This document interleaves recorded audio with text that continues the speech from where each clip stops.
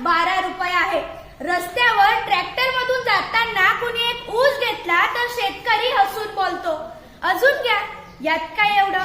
परंतु मॉल मध्ये साधी कॅरी बॅग फुकट मिळत नाही. तो शेतकरी आहे. शेतकरी जगला पाहिजे, कारण कितीही इंडिया डिजिटल झाली तरी भाकरी काही आपल्याला डाउनलोड करून मिळणार नाहीये. शेतकरी जगाचा पोशिंदा आहे.